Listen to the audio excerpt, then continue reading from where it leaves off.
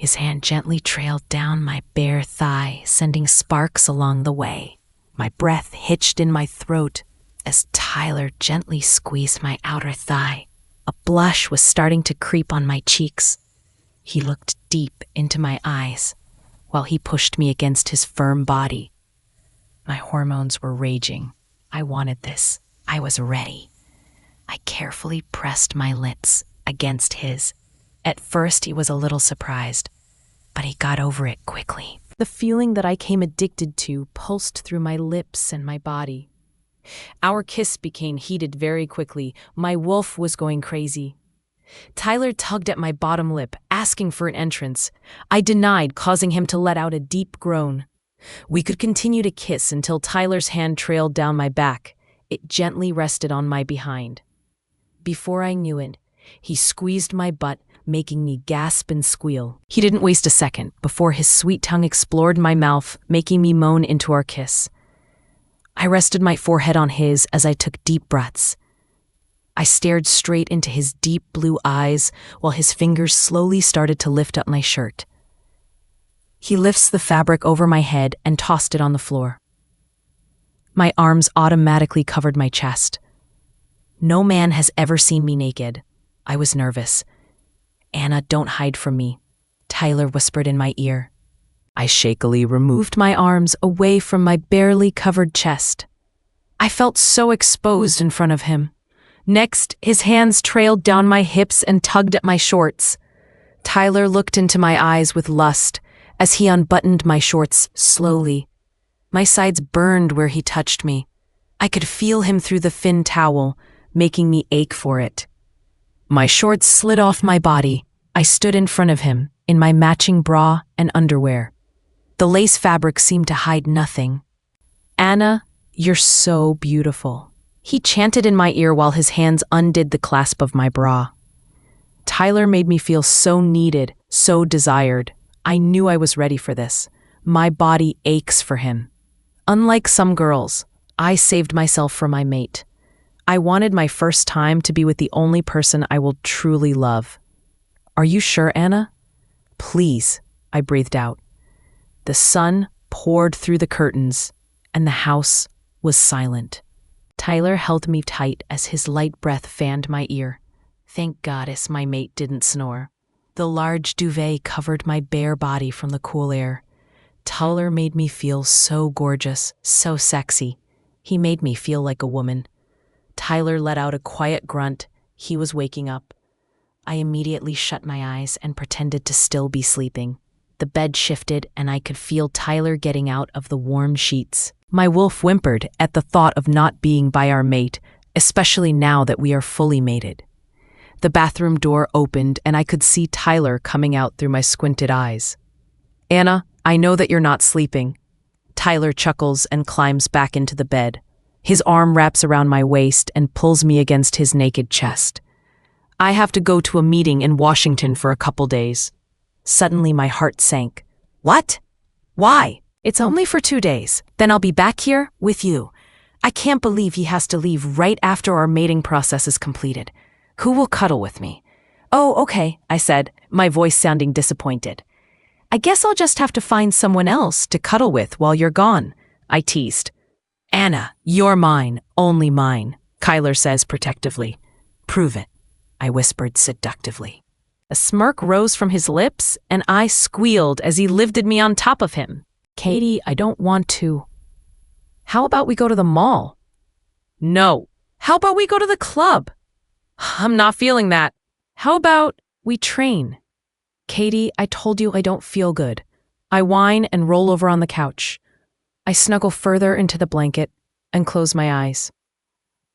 "Anna, you've been on the couch for the whole day," Katie complains and plops down beside me.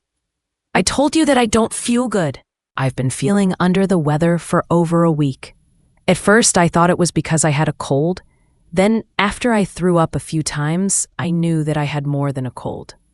So, I decided to live on the couch until Tyler gets back from duties, so he can cure me with kisses. "How about we go to the studio?" Katie suggests yet another idea. I let out a loud groan and pull the blanket over my head. I wanted to call Tyler and let him know that I'm not feeling well, but I didn't want to bother him. He was working, my big, important alpha. Katie, I don't feel like puking all over a dance floor. Then, do you want me to get you anything? Like some Pepto-Bismol? Isn't that for diarrhea? I glare at her. What, I don't know my medicine's okay? She rolls her eyes and leans back into the plush couch. Maybe you should have told Tyler. He would be back in a second just to take care of you. No, he's busy, plus I'm not hopeless. Suddenly, Jackson appears in the living room with a stack of papers. He smiles at us briefly and heads to Tyler's office. Why isn't Jackson with Tyler? I ponder out loud. The meeting was apparently super private, alphas only. Katie mocks Tyler in an annoying voice. I swiftly grab a pillow and throw it at her head. That's my mate you're talking about. She glares at me and throws the pillow to the floor. Ever since you and Tyler became fully mated, I swear you have been such an... Hey guys, everything okay? Jackson asks as he joins us in the living room. Just peachy, Katie hisses with a clenched jaw. You guys want to go swimming? I found this awesome lake in the West Woods. Sure, I agree briefly. I thought you were sick, Katie says confused. Yeah, but a swim sounds nice. I smile smugly. I'll meet you guys out front, okay? I nod and get up to get changed. I look back and see Katie still sitting on the couch. Come on, Grumpy, I chuckle. Her face breaks out into a smile and she shakes her head. Before I know it, Katie and I are changed into our suits and ready to go. We race outside to see Jackson walking up to the house, changed also. We walked through the woods, enjoying the fresh air. I glanced at the birds chirping in the trees and the small forest animals scurrying on the dirt floor. As I look further into the trees, a body of water comes into view. Come on, guys! Jackson cheers and runs towards the lake. He jumps into the water and lets out a loud scream. Boys. Katie and I laugh. We catch up to Jackson and set our stuff on the ground before jumping in the cool water ourselves. We splashed around and hung out until I got super tired. I sat down on a fallen tree and relaxed. Hey, when did your dad leave? Katie asks and joins me on the tree log. He had to go to the same meeting as Tyler, I answer briefly. It's getting pretty late. Maybe we should head back to the pack house. Oh no, not again. I swiftly slip out of the bedsheets and sprint to the bathroom. I swing the door open and run to the toilet. I got down on my knees and released the contents from my stomach. When I was finished, I flushed the toilet and grabbed my toothbrush and toothpaste. I still haven't gotten over that cold. Tyler is coming back today. I can't have him see me like this. I just can't figure out why I'm only getting sick in the morning. Katie, I screeched throughout the pack house. Before I knew it, the bathroom door slammed open and Katie had a giant knife in her hands. She was breathing heavy, but when she saw me, her face fell. Anna, I thought someone was attacking you. She scolds me like I was the boy who cried wolf. Katie, I think... Wait, you don't think...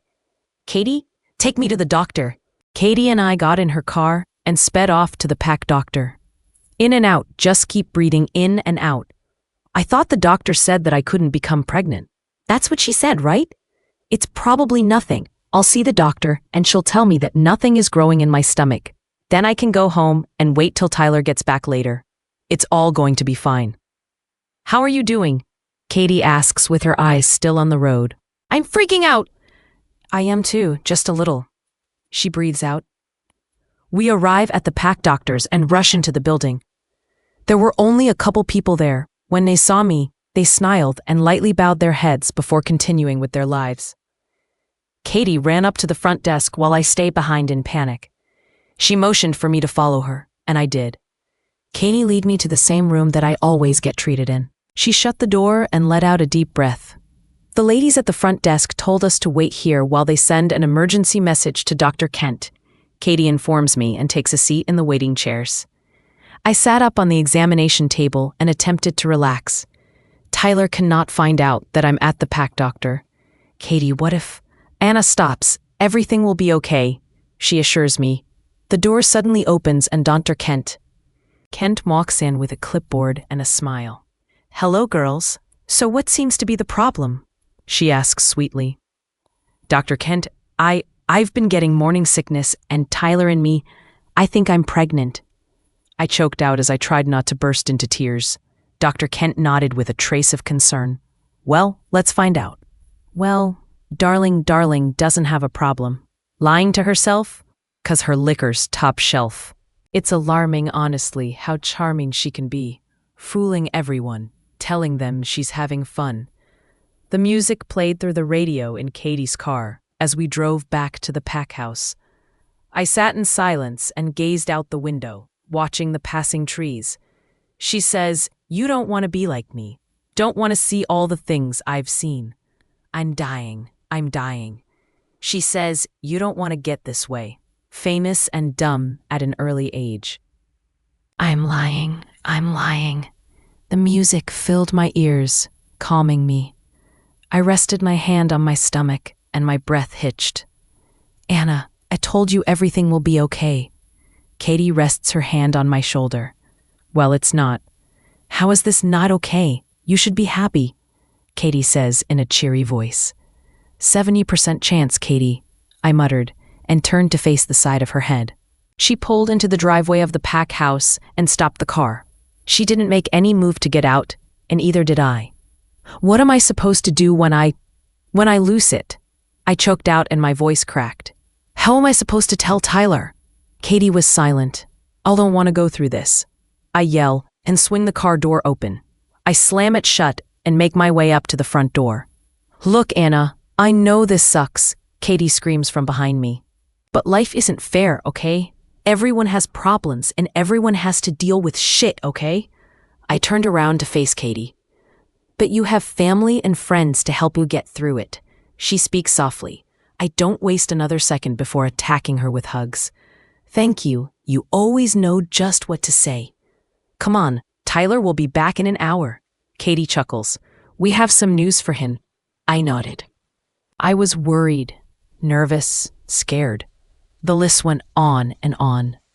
How am I going to tell Tyler? How will he take it? "Come on, let's make dinner and invite Jackson over too," Katie suggests, and I push all my worries to the back of my mind. I smile and nod. We make our way into the pack house and to the kitchen. Time to busy myself so I don't think about how I'm pregnant.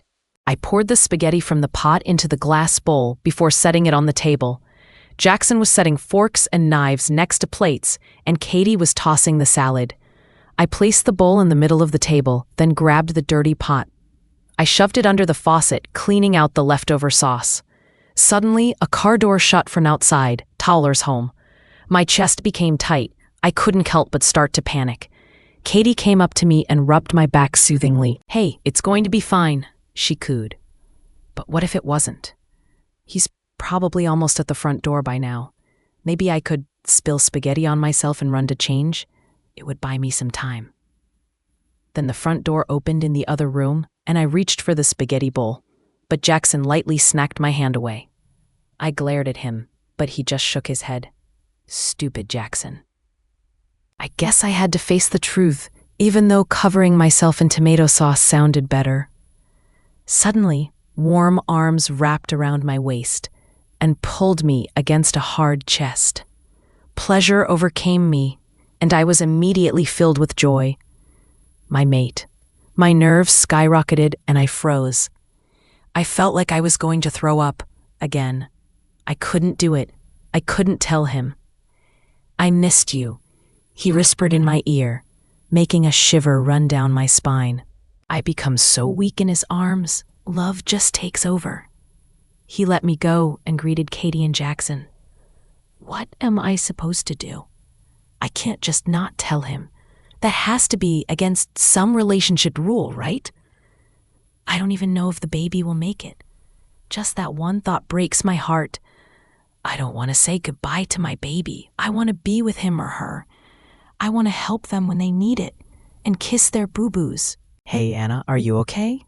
Katie whispers to me while Tyler catches up with Jackson. "Look, Anna, you don't have to tell him now. Just wait until you're ready, okay?" I nodded thankfully and plastered on a fake smile. "Who's hungry?" "So, Tyler, how was the meeting?" Katie asks him while relaxing on the white couch. After eating dinner, well, I more like inhaled it, we gathered in the living room to hang out. I feel horrible for not telling Tyler yet, But like Katie said, I should wait until I'm ready. But when will I be? It was boring, like every other meeting. He groaned and pinched the bridge of his nose. All I wanted to do was release his stress, make him comfortable. Goddess, my wolf, would do absolutely anything for him. But that makes me more vulnerable. We continued chatting until we all became drowsy. I didn't think that being pregnant messes with your body and emotions so much. I almost cried because I was getting frustrated about how tired I was. Acting normal in front of Tyler won't be as easy as if thought. Jackson went home and Katie went to bed. Tyler headed upstairs. I told him I would be up in a minute. I was thirsty. I pulled open the fridge and grabbed one of the chilled water bottles. I took a couple sips. I couldn't help but notice my head slightly spinning and pounding. I grabbed the counter in a panic to steady myself.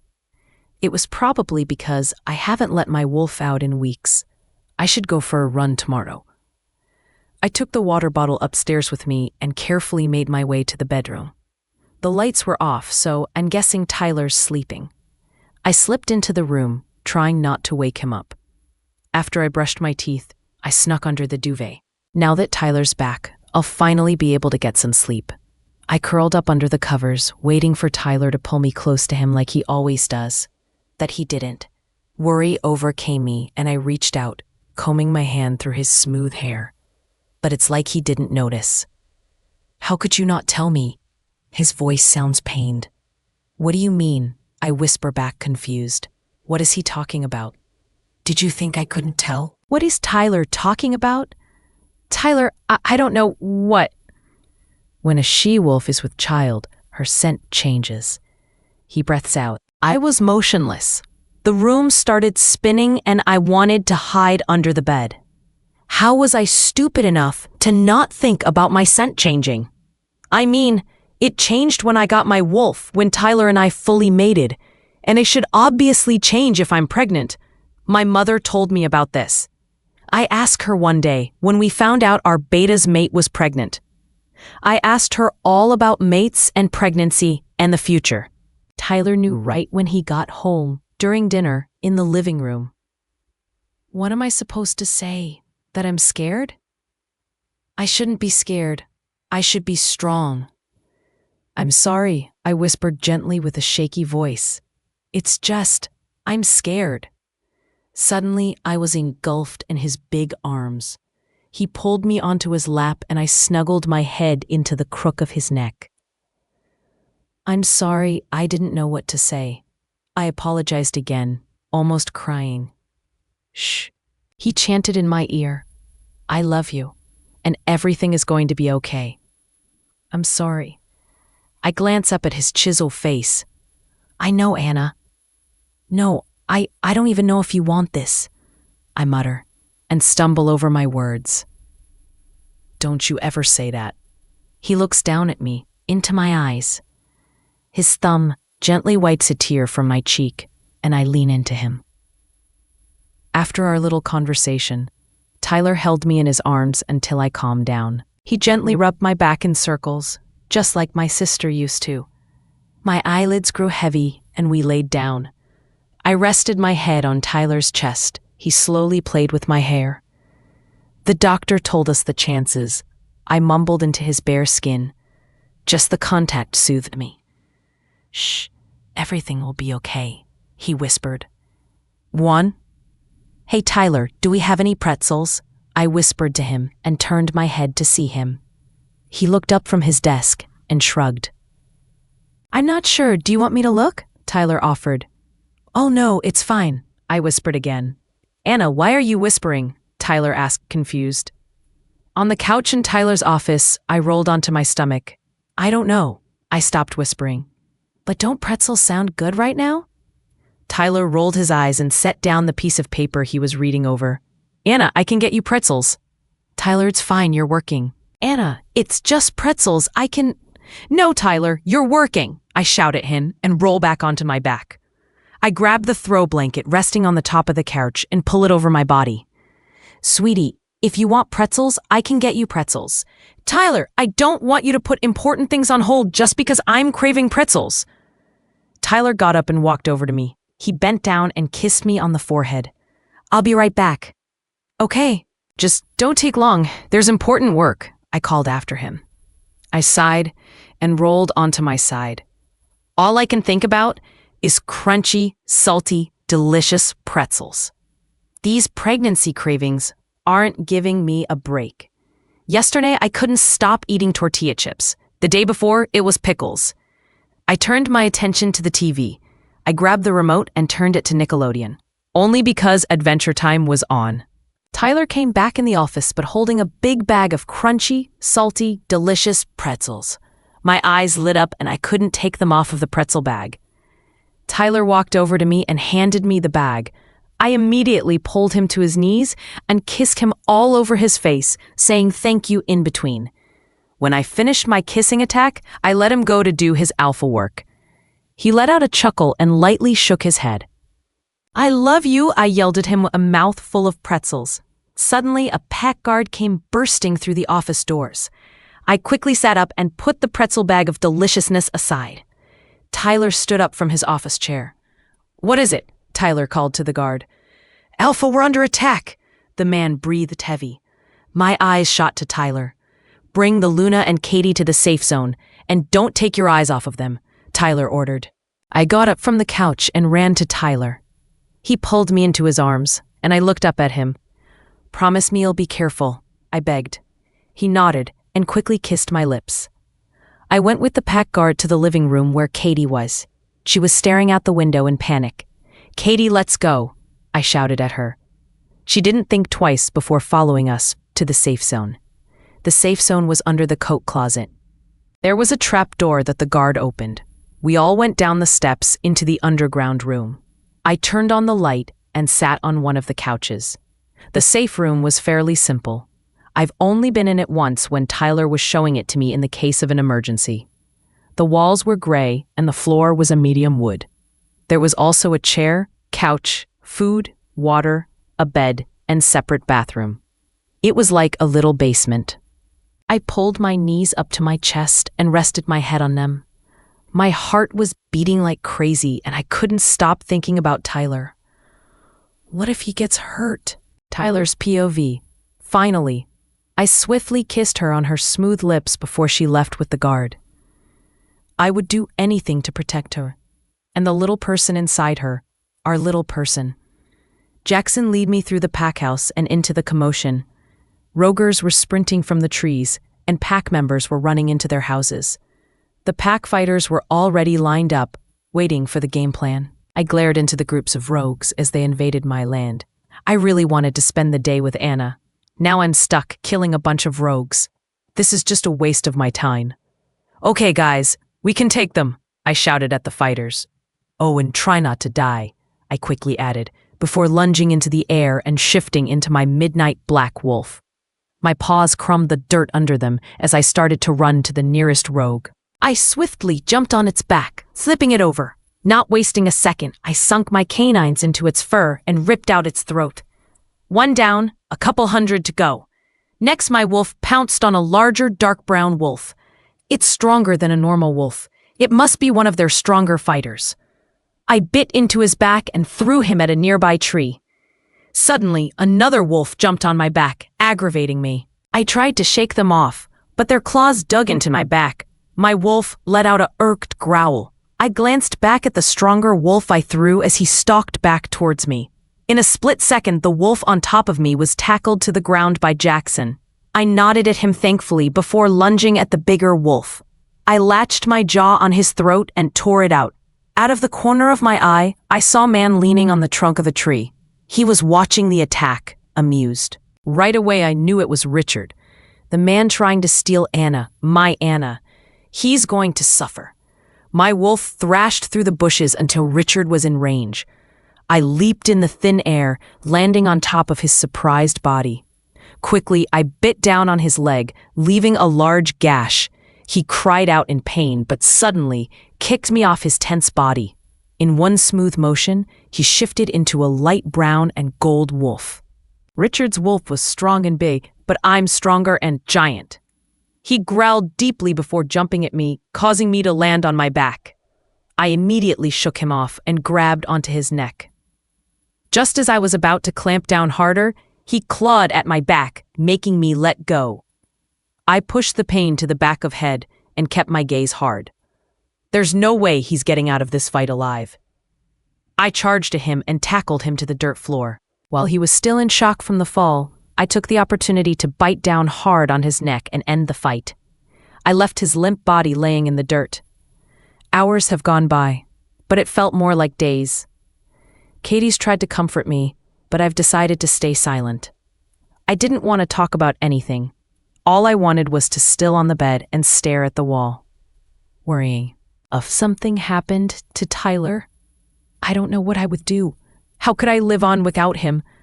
I know I shouldn't be thinking that way, but I can't help it. Anna, the noises outside have cooled down. Maybe the fight's over. Katie informs me, hopeful that it will cheer me up. Guard, will you please go check? She asks the nice man that's been staying with us for protection. Of course, Miss Parks. He answers with a smile. He got up and climbed up the stairs, leading out of the safe room. Are you hungry, Anna? You hadn't eaten in hours, and with the baby? I'm fine, Katie, thanks, I answer briefly. Before I knew it, the guard came back down the stairs. It's all clear to go outside. The fight has ended. Oh, thank goddess, Katie breathes out in relief. I didn't waste another second before rushing up the steps and charging through the living room. I bursted through the front door and frantically searched for Tyler on the porch. Then I saw him, walking back towards the house with Jackson. A ginormous smile lit across my face, and I ran towards him, which wasn't very fast because I'm carrying a baby, which, by the way, makes your back ache really bad. When he saw me coming, he looked lovingly at me. I ran into his arms, and he held me tight. Feeling him and smelling him was like a breath of fresh air. It's over, Anna, he whispered in my ear. Wait, what? I pulled away from him. I killed him. Richard's dead. He's dead? I asked quietly, not quite sure I heard correctly the first time. Anna, everything is over. He's dead, Tyler assured me. He pulled me back into his arms and rested his chin on the top of my head. I let out a shaky breath. Good, I'm glad we don't have to deal with this any. Suddenly, I was cut off by a sharp pain in my lower spine. I immediately started rubbing the spot with my hand, in an attempt to soothe it. Anna, what's wrong? What happened? Tyler panics and turns me around to see what's bothering me. Oh, I'm fine. I've just been getting weird little pains in my back. I shrug it off. Do we have Cheetos? I ask randomly. I've been craving them for the past hour. I just didn't want to say anything. Let's take you to the pack doctor, Tyler suggests, well, more like tells me. No, she's probably busy. I mean, we just were attacked. Plus, I made us an appointment tomorrow. I have to get a checkup on the baby. My eyes wander down to the tiny baby bump. It's in there. And tomorrow, I'm going to get it a checkup. Because it's still there. But the 70% chance is still there too. Let's head inside. I'm going to take a quick shower, I tell Tyler before I enter the bathroom. Okay, I'm going down to the office to finish something really quick. He lets me know before leaving our room. I went in the bathroom and shut the door. I took off my shirt but turned to the mirror. My hand gently ran across the small bump. My baby is in there. Tyler's baby is in there. Our baby is in there. I let out a sigh and stripped off the rest of my clothes. I turned on the shower, and the warm water shot out of the shower head. Hopefully, this will soothe my back pains. I stepped in the shower and closed the glass door behind me. The inebriating water cascaded down my back and over my baby bump. I grabbed the shampoo and squeezed some out onto my hand. I massaged my scalp with it, creating a relaxing sensation. I took a deep breath. Everything is going to be okay. I'll have the baby, and we'll be a happy family. Maybe if we're lucky, we'll have another baby in a couple years. Tyler and I will get married and grow old together. Katie will find her mate, and we will have family barbecues and dinners. Everything will be okay. I felt something tickle my leg, so I glanced down. A stream on crimson red ran down my leg and into the drain. I couldn't breathe. My head became light, and the world started to spin. I tried to stable myself by placing my hands against the tile walls. I slowly slid down to the floor, then curled up into a ball. Tears stung my cheeks, but they were washed away by the shower water. I couldn't speak. I just sat in the corner of the shower, alone. I wanted to cry out, but my body wouldn't let me. It's like I'm trapped inside a box, and I can't get out. The 70% won. Anna, you okay? You've been in there for almost an hour. Tyler calls to me from the other side of the door. I didn't say a word, I just wanted to be alone. Why did they have to take my baby? They took my brother, my sister, and my mother. Why couldn't I have my baby? Why? Anna, open the door. I want them to pay. They will pay for this.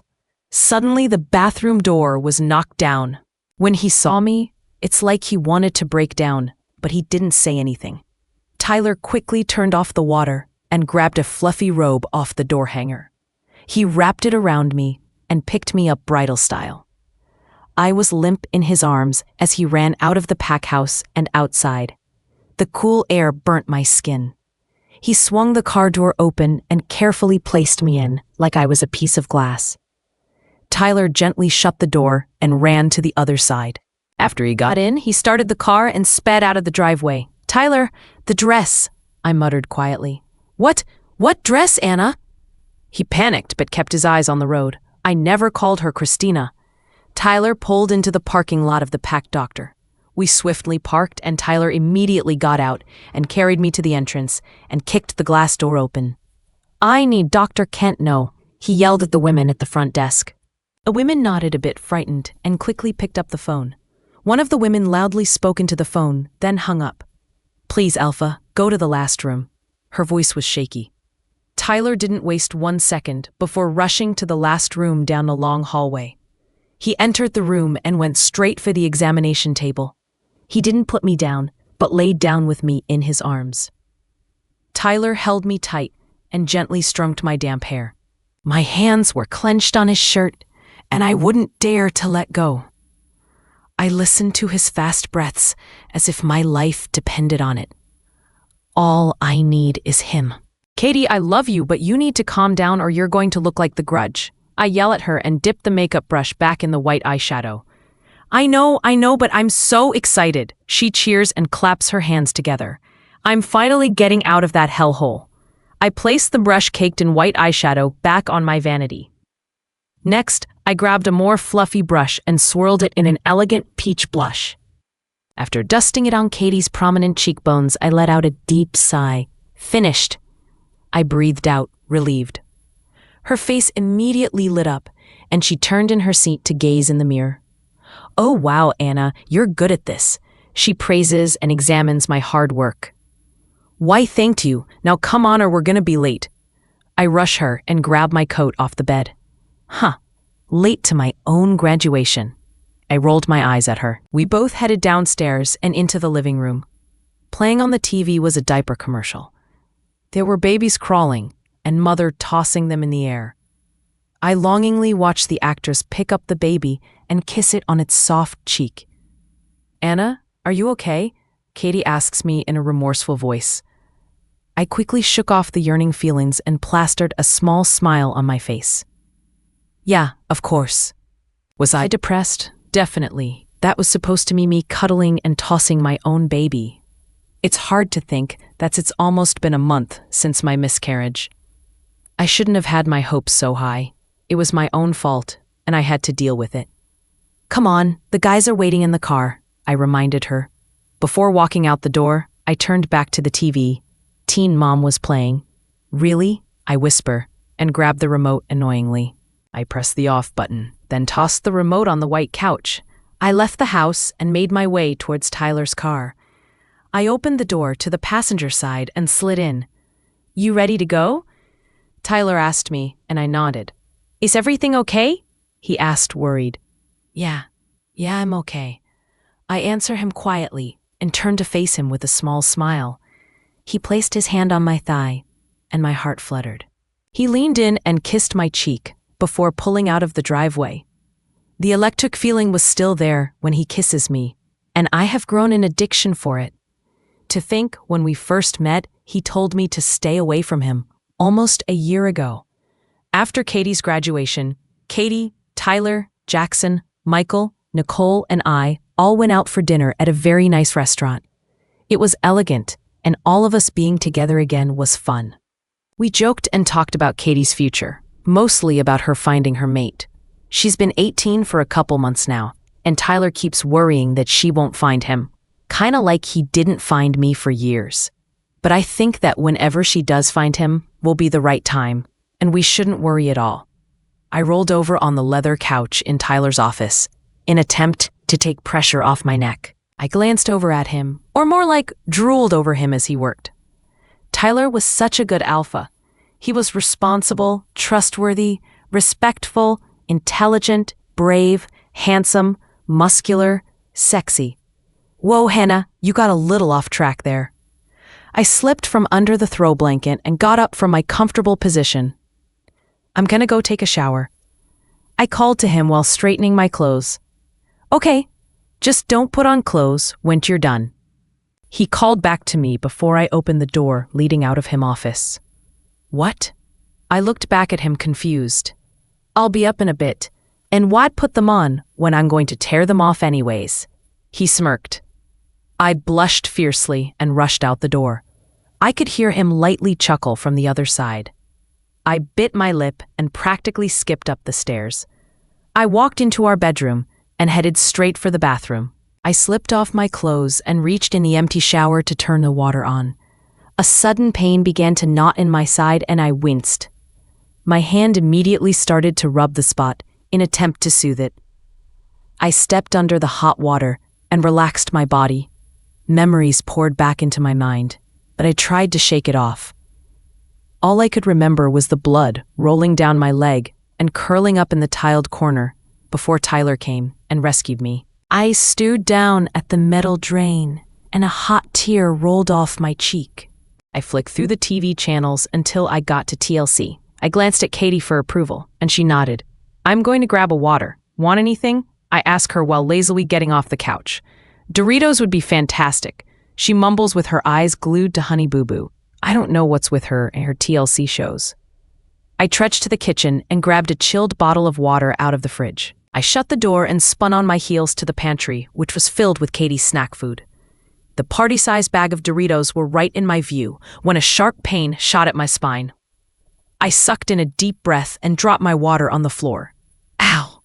I mutter and try to stretch out the pain.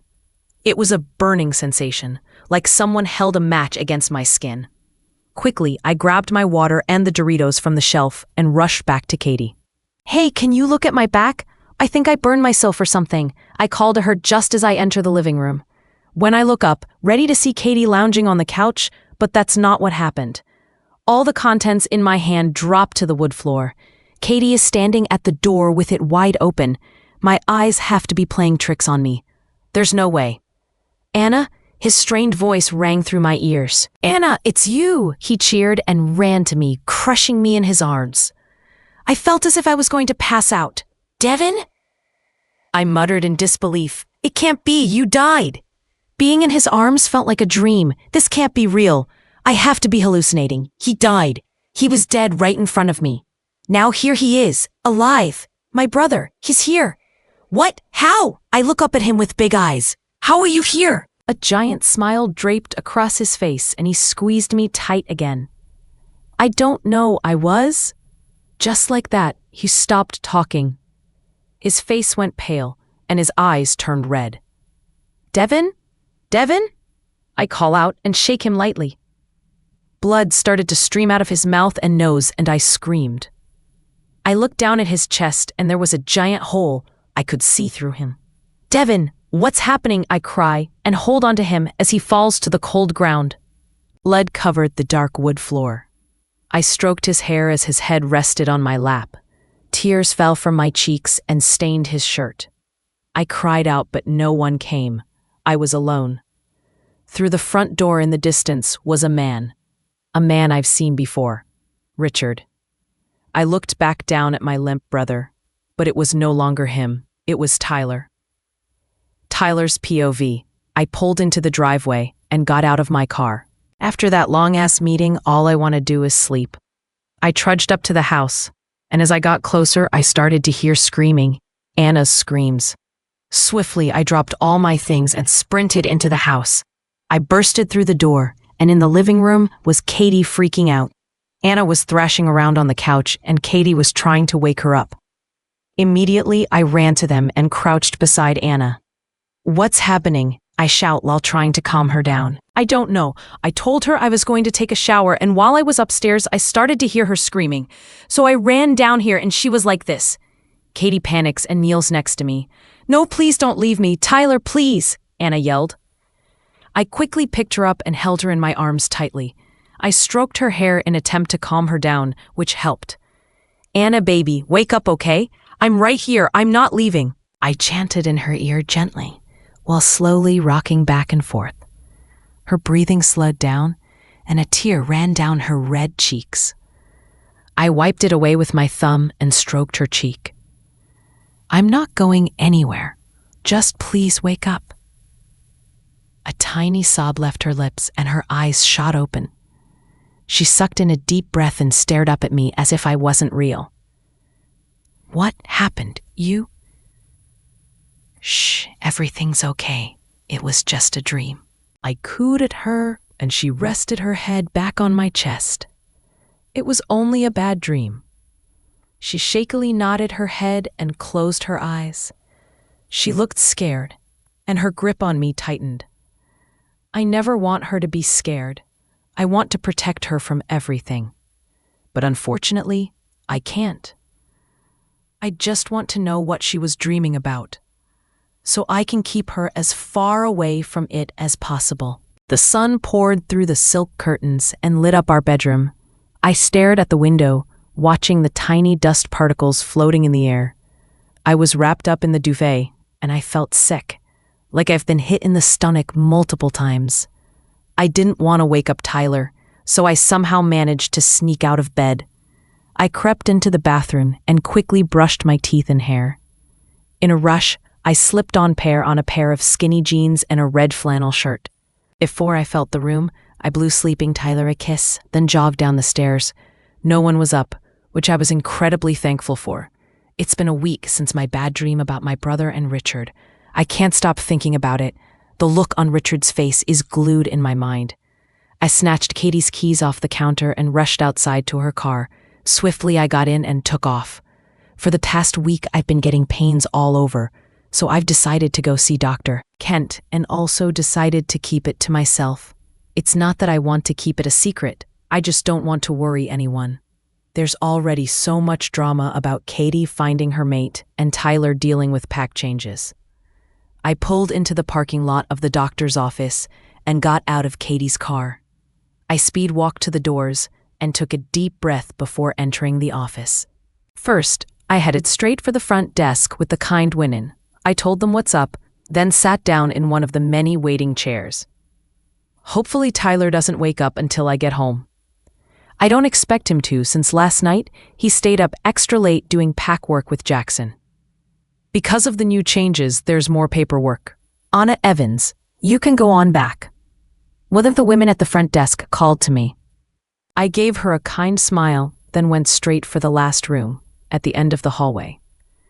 The second I entered the room, memories came back to me. Lying on the table in Tyler's arms as he gently strokes my hair. Only an hour after that, I was told my baby was gone.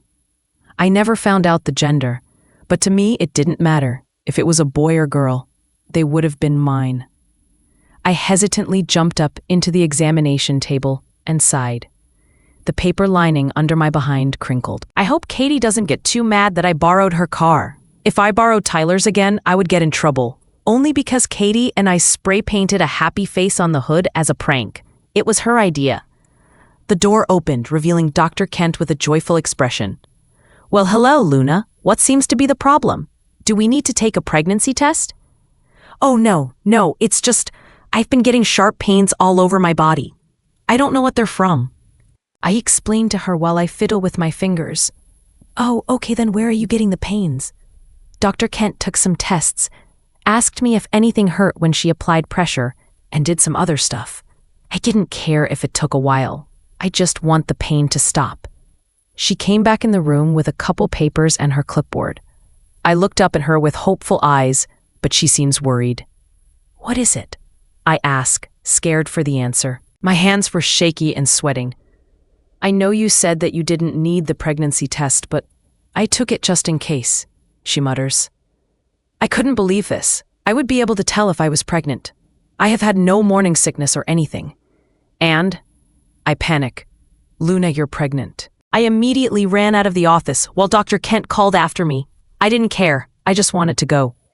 How could the world be so cruel to me, to put me through the vicious cycle again? Become pregnant, lose the baby, cry, move on. I swiftly got in Katie's car and turned on the engine. Music started to play through the radio. Darlin' doesn't have a problem. Lying to herself because her liquor stopped shelf. It's alarming, honestly, how charming she can be. Fooling everyone, telling them she's having fun. She says, "You don't want to be like me. Don't want to see all the things I've seen. I'm dying. I'm dying." She says, "You don't want to live this way. Famous and dumb at an early age." I'm lying. I'm lying. Tears poured from my eyes and I cried. I sat in the car for a whole hour before sucking up my feelings and checking my phone. I had multiple missed calls and texts from Katie, and triple that from Tyler. I even got a couple from Jackson. I better go before they start hunting me down. I pulled out of the doctor's parking lot and made my way back to the pack house. On the way, tears fell here and there, but I knew that they couldn't find out. Wait, I thought Tyler said a pregnant wolf's scent changes. Wouldn't he be able to tell? Does he already know? I pulled off of the street and stopped the car on the side of the road. I quietly called Dr. Kent's office. The phone rang a couple times before she answered. "Hello, this is Dr. Kent. How may I help you?" "It's me, Anna," I mumble into the phone. "Oh, thank goodness. Dr. Kent, I need to make another appointment for questions and tests," I ask with a shaky voice. My throat was sore from sobbing, and my eyes were puffy. I glanced in the rearview mirror.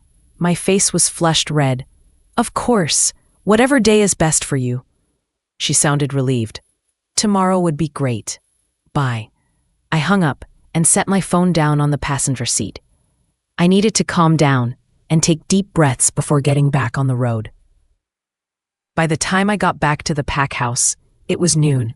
I've been gone for about 2 hours. I slowly got out of Katie's car and shut the door with no force. "Don't cry, Anna. Don't you dare cry." I took another deep breath before heading into the house.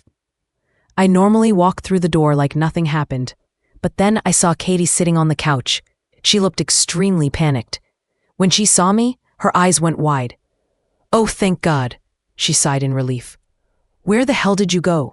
Tyler was worried sick. "Don't cry, don't cry." "Oh, I just went to the doctor to get my pains checked out." I answered and attempted to keep my voice steady. "I didn't think it was that big of a deal," I shrug. "Then why the hell didn't you tell us?" "I must have forgot," I mutter. She sighed again and came closer to me. She started to look at me funny, like she was scanning my face. "Anna, where are you crying?" My entire body stiffened. "No, why do you say that?" I fake chuckled and brushed back a stray hair behind my ear. "Because I'm not stupid. Now, what really happened?" Katie asks with kind eyes. She just wants to help me. "Oh, Then my voice cracked. Don't cry. Anna, don't break." The room started to slowly spin and my head started to pound. "Just say it. I'm pregnant. I'm pregnant and I can't do anything about it. I can't do anything if I lose it. Anna, damn it, where were you?" Suddenly, Tyler came bursting through the front door, and he looked pissed. "You can't just leave and not tell me. What if something happened to you?" "Something did." Anna, you're going to break. Don't you dare cry. Don't you dare fucking cry." "I think I'm going to puke." My vision became blurry as my eyes started to water. "You can't tell," I whispered. "You don't know." "What don't I know, Anna?" Tyler's attitude softened a bit. You can't smell it, I spoke louder. His eyes grew wide. Oh God, Anna, Katie gasped. I glanced down at the wood floor out of fear. I don't know what happened, but Dr. Kent took a test. A single tear hit the floor beneath me. The cycle. Tyler wrapped his arms around me and held me tighter than ever. Tyler, I'm pregnant, I cried in a hushed tone. Shh, Anna, it's fine, I'm happy, he cooed. This is great. He got down on his knees and hugged my waist. I could help but lightly laugh when he kissed my stomach multiple times. Seeing the big bad alpha on his knees, who would have thought? He got up with a big smile on his face, his amazing, contagious smile. There's the beautiful smile that I love. He chuckled and kissed me gently on the cheek. I promise no matter what happens, I'll always be here, baby. I'm not leaving you. Suddenly, one of the pack guards came swiftly through the front doors. He looked run down. Tyler pushed Katie and I behind him for protection. Alpha, we have some problems. The Alpha from Moonstone said that his guard spotted the man Richard. Katie, I swear I'm fine. I lie through my teeth. Tyler went off to Moonstone to deal with the Richard ordeal. He'll be back, hopefully soon. Part of me just misses him terribly. Ever since he left, I've been feeling under the weather. Of course, I always feel sick when he's gone. It's no big deal, just a runny nose, sore throat, and headaches. The only thing is, Katie's been bothering me about it all day. I can't even focus on being sick. All I can think about is Richard. What if this isn't just a joke? What if he's really out there? I'm not doubting that Tyler didn't kill him. I'm just worried. The last thing I want is to be pregnant with that psychomaniac running around. Don't even get me started on the pregnancy. All I can think about is losing it. I think I might be going crazy. I'm so set in my mind that I'm gonna have a miscarriage that I think I'm gonna jinx myself. Since Tyler had to go to Moonstone, I had to move the appointment with the doctor to next week. I feel like something's wrong with the baby. I found it weird how Tyler can't smell that I'm pregnant. Maybe this baby's stronger, or maybe it's weaker. Katie, I swear to the moon goddess above that I am. I started coughing my heart out before I could finish.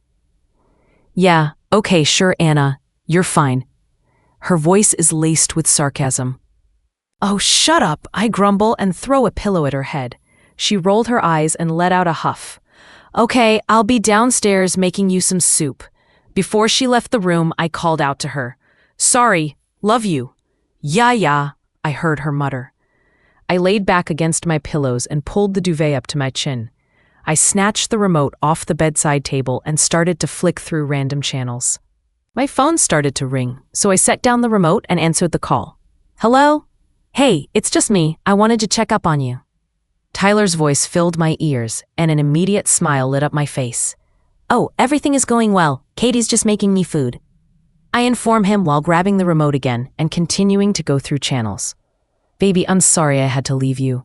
I know you're not feeling well. He sweetly apologized. My heart swelled and I made a weird squeak noise. This guy will be the death of me. I still can't handle when he calls me baby. No, don't worry about me. I mean, you already doubled up guards around the territory. I'm sure nothing will get me.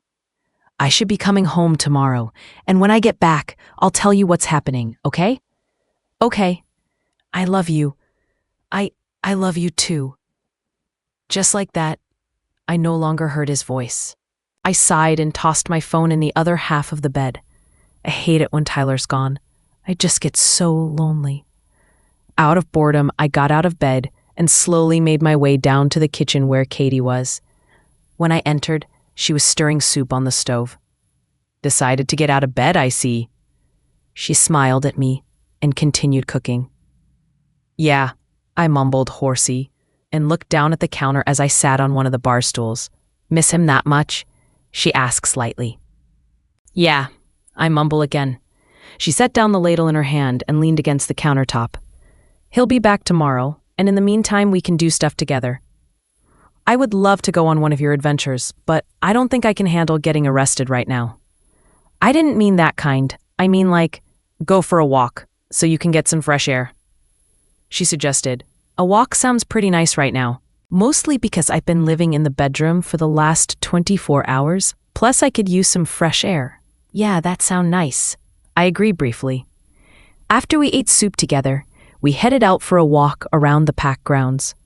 I didn't bother changing out of my pajamas and robe. I was too comfortable. We walked to the training grounds and watched a couple sparring fights between pack members. I received many hello Lunas and good afternoon Luna. I thought by now I would get used to it, but it still feels funny. After watching a couple, Jackson came up to us and we chatted. He doesn't know that I'm pregnant. I don't want to tell many people and get them too excited, just in case. Hey Luna, want us there? I turned around and came face to face with a girl about my age. She was beautiful and had platinum blonde hair. Oh, sorry, I'm not feeling too well. I smiled lightly at her, then turned back to Katie and Jackson. I wouldn't say yes anyways, I can't fight, and plus I'm pregnant. Oh, come on, Luna, toughen up. She pestered me with attitude. I turned back around, but before I could say anything, Jackson did. Emily, don't talk to your Luna in such a manner, Jackson commanded in a rather authorized tone. A&N, Emily's the chick, flirting with Tyler in his office that Anna overheard in Chapter 9 of AIWMM. Immediately anger filled my veins. This chick was trying to take Tyler from me. Usually, I'm not the crazy angry type, but I'm sick and pregnant, which is not a good mix. Look, Emily, I can't fight now, get over it. I growl at her. Katie and Jackson look somewhat surprised in my sudden burst. Why not? Scared? She pushed it too far. In a matter of seconds, my fist connected with her face, and she fell to the ground holding her cheek. Katie gasped, and Jackson chuckled and clapped his hands. I bent down to her level and whispered in her ear. If I were you, I wouldn't hit your sick, pregnant Luna back. The chapter between this one and the last one disappeared. The story is too old for me to remember and rewrite, but it is easy to catch on to. Tyler, Katie, Jackson, and I were all gathered around the living room, ready to hear about Tyler's trip. I was quite nervous. What if he really is still alive? What if he tries to attack us again? I sat beside Tyler, cross-legged on the couch. Right when I arrived, I spoke with the Alpha of Moonstone. He said that a few of his guards claimed to have seen him deep on the north side of their territory, but they were never able to kill him. The second day, I went on a territory walk with the Alpha, and when we crossed through the North Territory, we saw someone in the woods. Did you get them? Katie interrupts Tyler. Then Tyler ran a hand through his hair frustratedly. No, it's like he vanished in thin air. It was a he? I blurted. From where we were walking, it sure looked like it, Tyler explains. I crossed my arm and drowned in my thoughts while they kept talking. How could he just vanish unless he ran? But what werewolf could run that fast, especially in human form?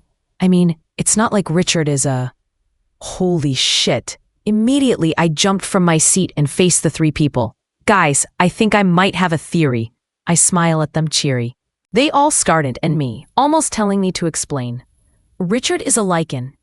I bite my lip and wait for someone to speak. Anna, lichens are extinct. Jackson pipes up. I rolled my eyes and ran to Tyler's office. After scanning the bookshelves, I found a book about lichen history. I snatched it off the shelf and ran back to the living room. When I entered the room, everyone's eyes shot to me. I opened the book to the table of contents and ran my finger down the page until it stopped at abilities. Quickly, I turned to the page and scanned over the text. Look right here. It says the only way a lichen can die is from another lichen or natural causes. So that would explain why he would still be alive. I look up from the page to see everyone focusing on my words. And right here, it says that lichens are faster, stronger, and more intelligent than the average werewolf. I pointed down at the page. That would explain why no one is able to catch him. I think you're onto something. Tyler stands up and tells us he's going to do some more research on my theory, so he heads back to his office. Jackson had to get back to his duties, so that left me and Katie in the living room. I'm impressed. Katie claps and I start bowing. Why, thank you, it just came to me. I lightly chuckle. So what now? Katie mutters and lays back on the couch. Well, I was going to go over to the dance studio and dance until I can't anymore. I gently rubbed my stomach and smiled. So, I guess I'll see you later. I got up and went to Tyler's office, just to let him know I was leaving. When I went back in, I shoved the lichen book back on the shelf and casually walked over to Tyler. Hey, I'm gonna head over to the studio, I tell him while massaging his shoulders. Right after the words left my mouth, his body tensed up. Anna, you know I don't like you going out by yourself. He sighed and leaned back in his desk chair. Katie will come with me? I gave him a puppy dog face and he huffed. Okay, just please be careful. I gave him a quick kiss and happily skipped back to Katie. She was still laying on the couch, but doing some weird leg clap thing. I gave her a weird look before speaking. Hey, Tyler won't let me go unless you come with. She rolled off the couch and landed on the floor. Okay, let's go. I grabbed some stuff before we got in her car and made our way to the studio. In the car, we sang along to the radio and laughed at each other. We are just idiots. Carmen by Lana Del Rey came on and my face lit up. I reached from a volume dial, but accidentally knocked over the water bottle all over Katie. Oh my God, I'm so sorry. I laughed, only because it looked like she peed her pants. Katie glared at me, then tried to grab tissues from the back seat. I wasn't paying attention. Tyler texted me and I was answering back.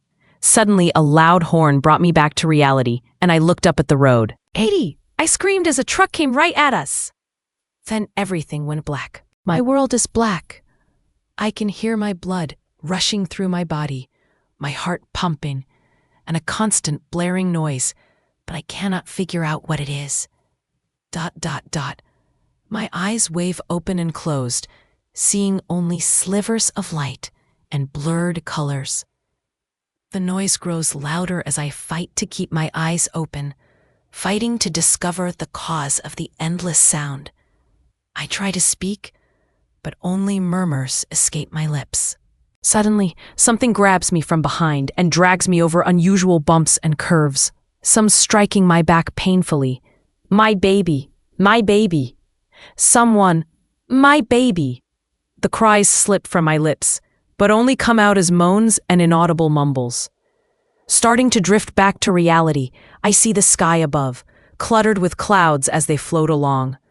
My head falls to the side and my eyes land upon asphalt. I am being pulled. Everything crashes into me all at once. The collision, Katie, the studio. I was in a car accident.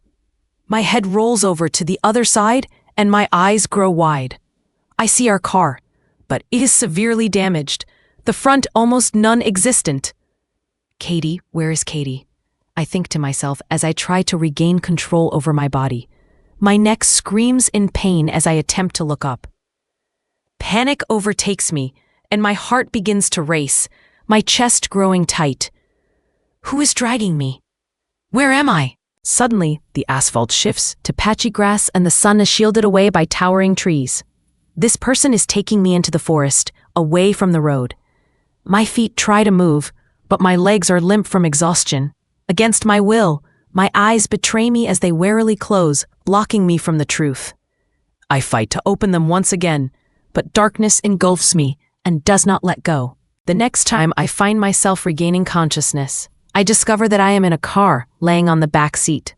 There are no restraints holding me down, but my limbs are too weak to move anyways, deeming the point of restraints useless. Someone must be driving, but it is not Tyler. I do not smell him. I try to speak yet again, but as before, nothing audible comes out. Frustration causes tears to rise.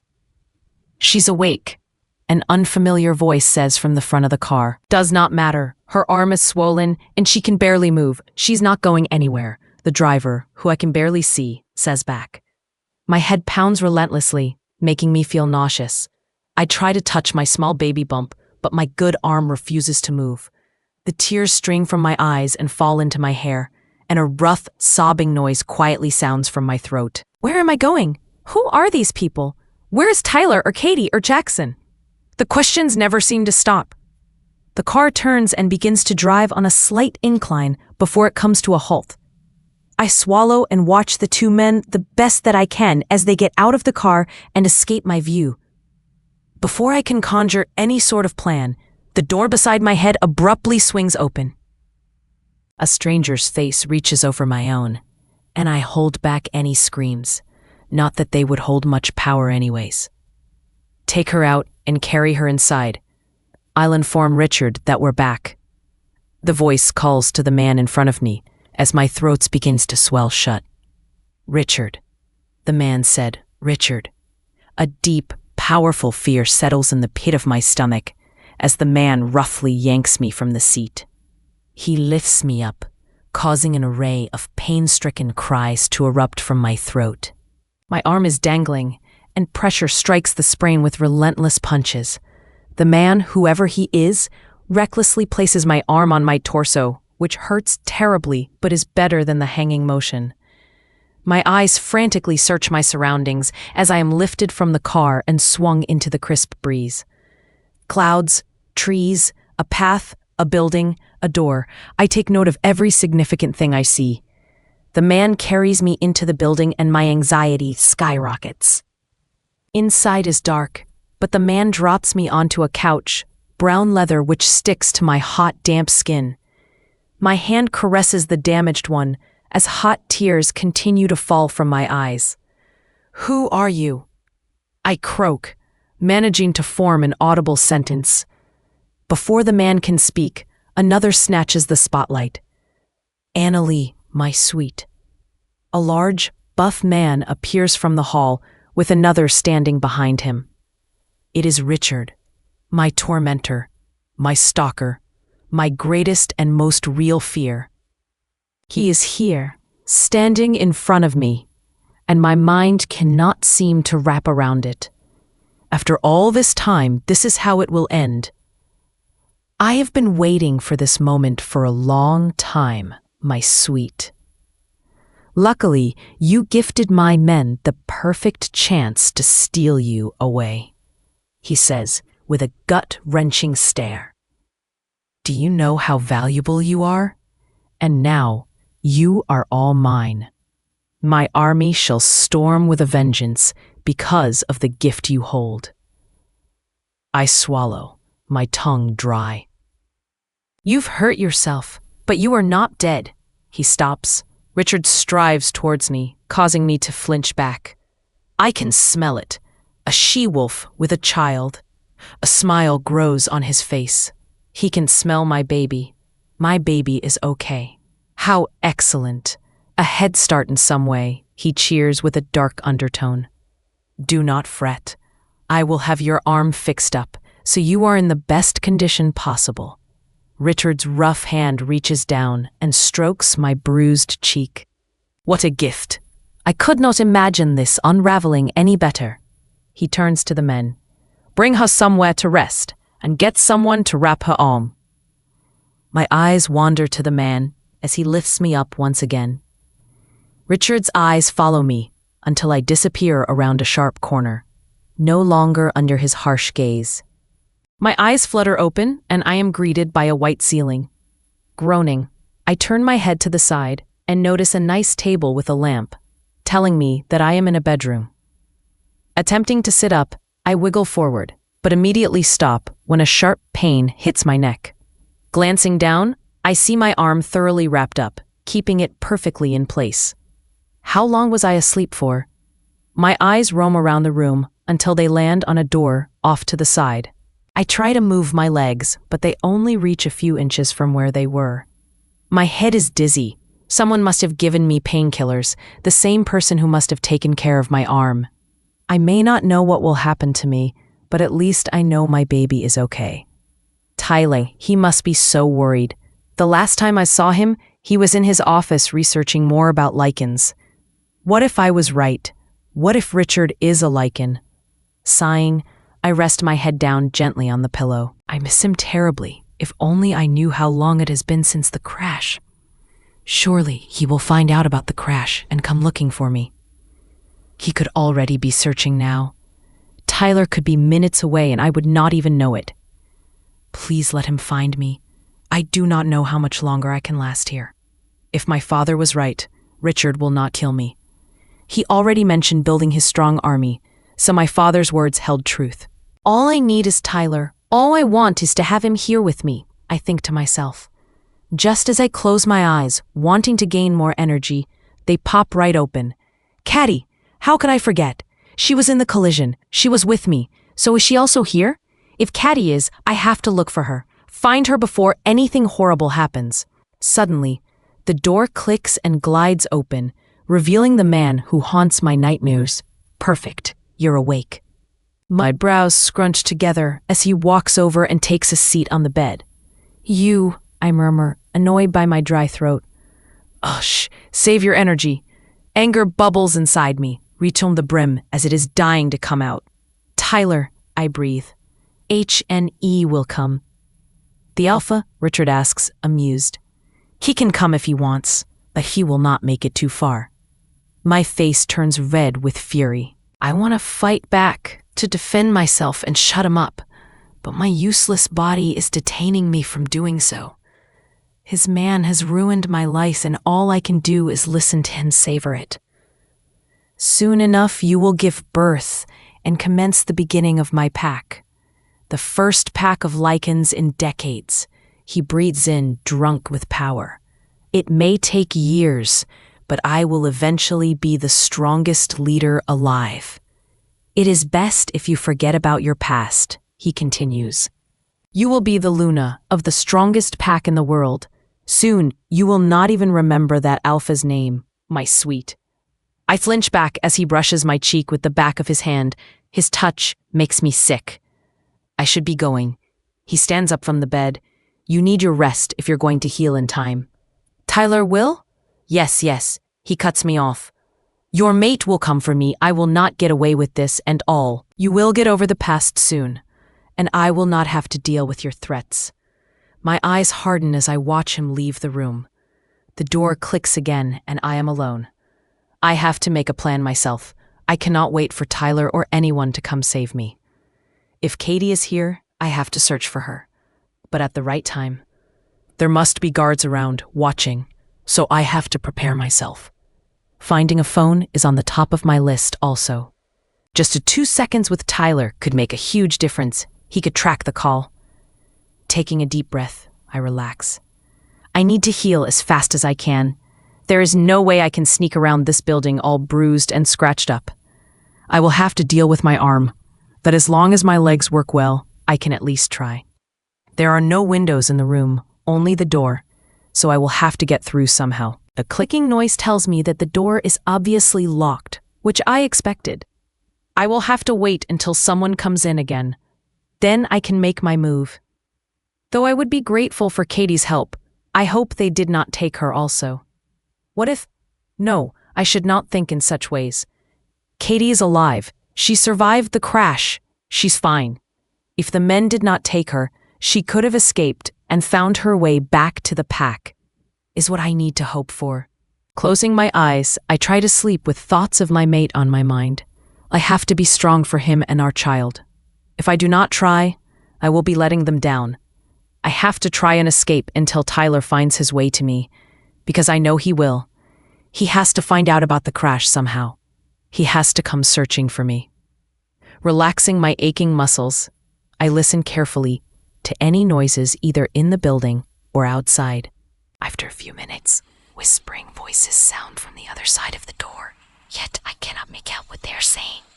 Groaning, I calm the rage building up inside me, and I focus. Just listen, Anna. Listen for anything. Katie. My head spins and pounds as I slowly crawl out of the car. Once I hit the asphalt, I search for Anna, my eyes roaming the entire incident, but seeing her nowhere. Suddenly, when they reach the forest, I spot Anna on the ground being dragged away by a stranger.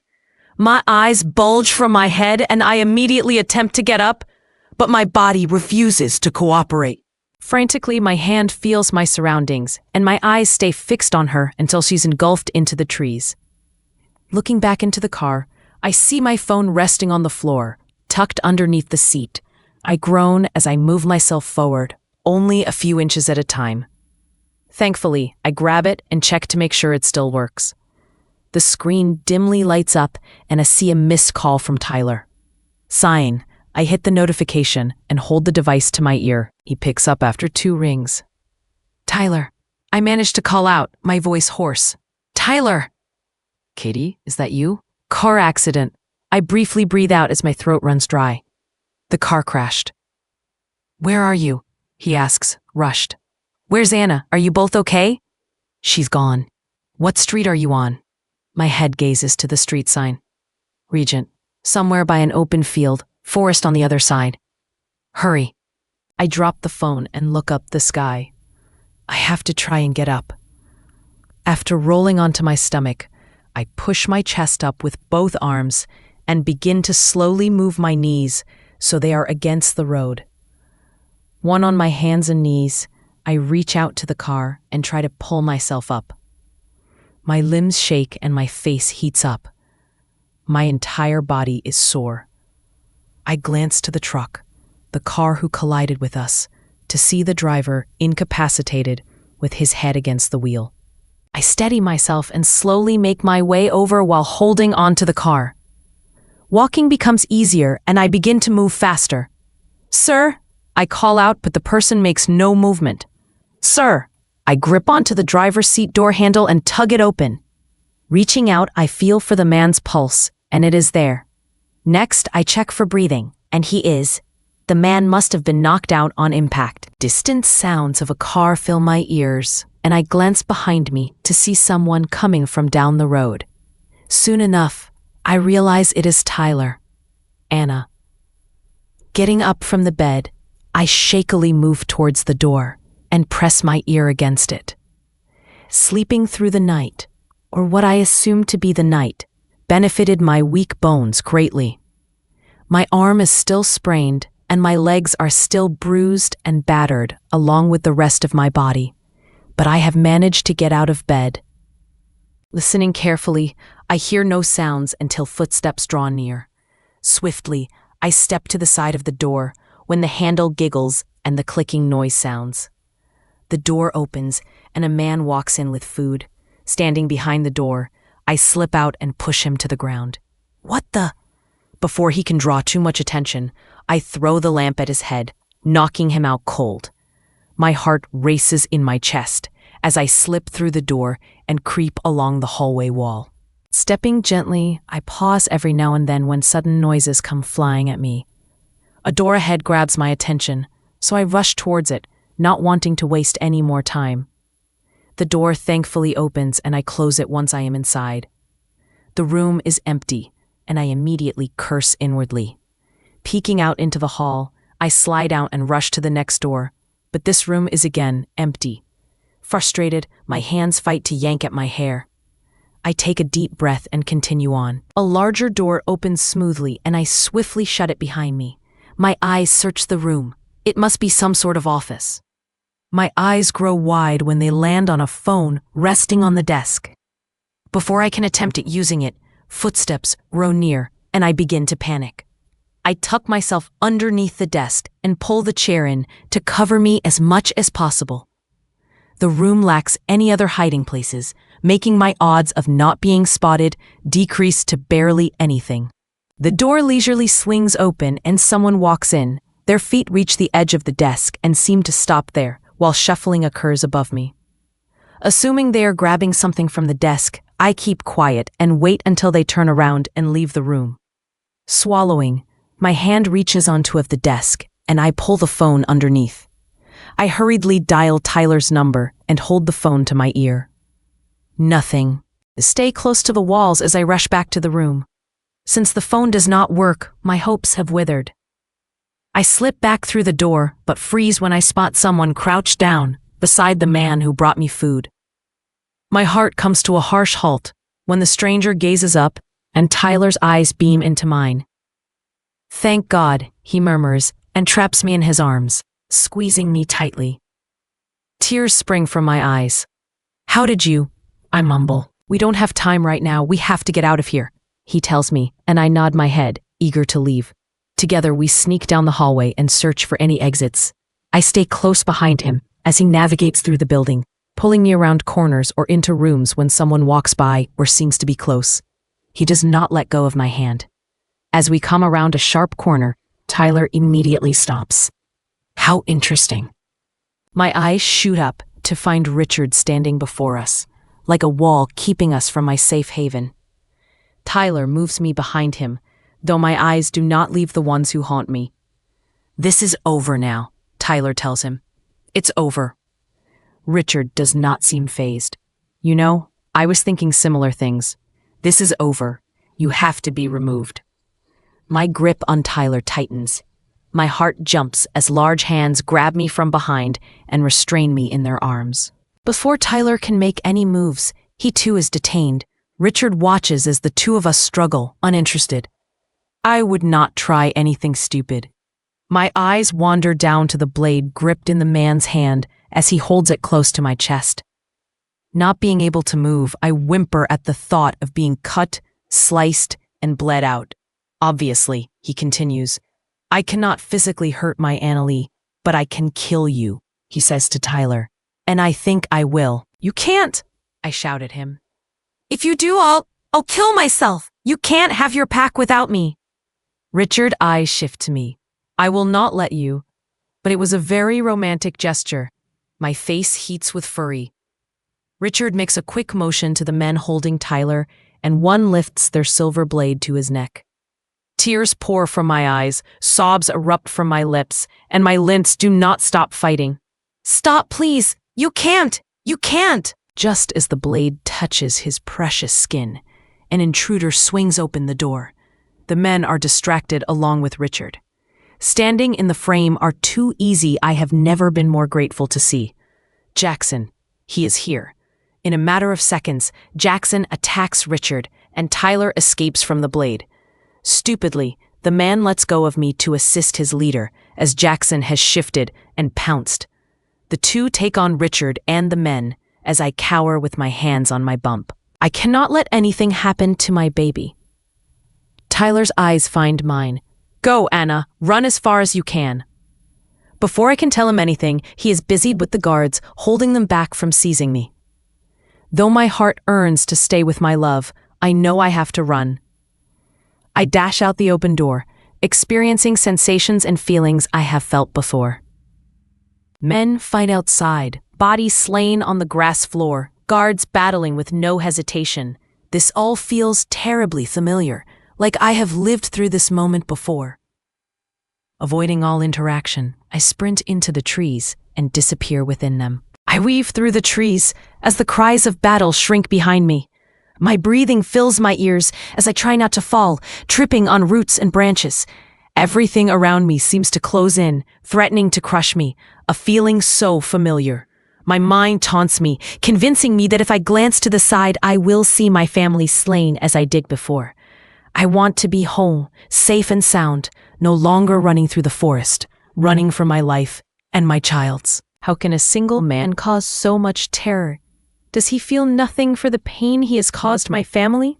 Then again, Richard is no man, no wolf. He is something powerful and evil, something that torments children in their dreams. He torments me in my own dreams.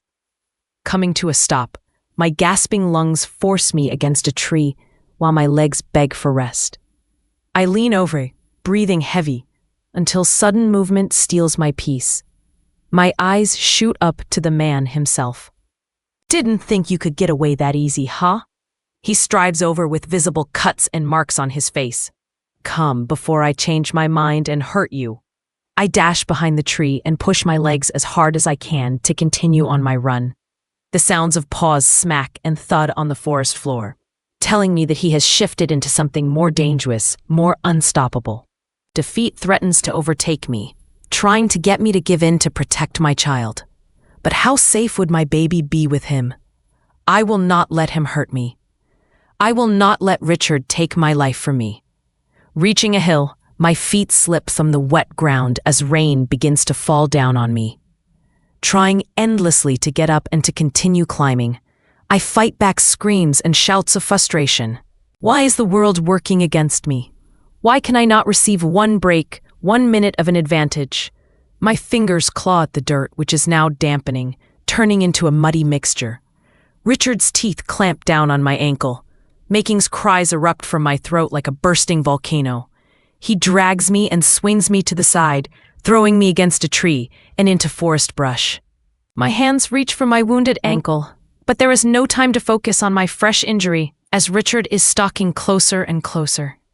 I want to give in, to throw my hands up in defeat. I want to tell that he won. Richard won, and I have lost my freedom and chance at happiness. My head falls to the dirt as tears of exhaustion roll across my face and into my hair, which is now sprawled in weeds. Go away, I cry. Go away, before his wolf can steal me away. A quick blur dashes by me, wiping him out of view. It is Tyler. With a sudden burst of hope, I struggle to my feet just in time to catch him in a relentlessly fight. Wanting to help take the bastard down, I near, but Tyler blocks me after taking an advantage. His eyes dig into mine, praying that I stay away from the difficult brawl. Jackson's wolf comes flying through the trees and dives in, helping Tyler in any way possible. More than I ever could. Teeth, claws, rich, thick fur torn. I fight to look away, but I cannot shift my eyes from Tyler as I back away. Richard is a lichen. Only another beast of his species can wipe him from existence. Tyler, Jackson, they are not his kind. They can fight as much as they want, but the only way to kill Richard without being a lichen would be by natural causes. The look in Tyler's eyes as they meet mine for a split second tell me that he knows. He knows this fight will be endless unless he is the one being ended. Something not done by a person is the only way. Drowning, heart attack, starving, burning to death. Surely if Richard dies in a fire, he cannot last. Immediately I head off back in the direction of the building. There has to be something there I can use to start a fire. Coming up to the building, I do not risk going inside. If I do, I know something will stop me. My eyes search frantically until they come up upon a few cars cluttered off to the side. I rush towards them and attempt to open the doors and trunks. The second I find extra gasoline, I snatch it and take my victory happily, feeling as if the clouds are beginning to clear. I need matches or a lighter or something. After finding nothing usable in the cars, I take a breath before nearing the building. I wanted to stay out, but I cannot waste any more time. What if Tyler is hurt? What if he needs me now? Slipping through an open back door, I creep inside and begin to search. My mind primarily looks for a kitchen, as I believe there to be a likelihood for a lighter or matchbox to be there. Turning a corner, I freeze when a guard working for Richard appears at the other end. I swallow. He stalks towards me. Gripping the gasoline tightly in my hand, I dash in the opposite direction and desperately search for a room or hiding place. At the end of the next hall, as I finished running down many, I spot an entrance to a room. I sprint towards it and slide inside. Scanning the area, realization quickly hits me that what I have found is indeed a kitchen. Not much scatters the area, but my hands shoot for the drawers and cabinets. Open one, empty. Open another, plates and such. Open a third, cutlery, then a fourth, empty. My heart races in my chest as if it will soon explode. In one of the few left, I find a small box of matches with a white cardboard exterior. Before I can cheer, I grab the matches and face the door, but my way out is blocked. The guard stands like a brick wall. Without thinking, I briskly take one of the knives for the almost empty block and point it towards him. The guard seems rather amused by my amateur weapon, but with a scowl on my face, I throw the knife straight at him.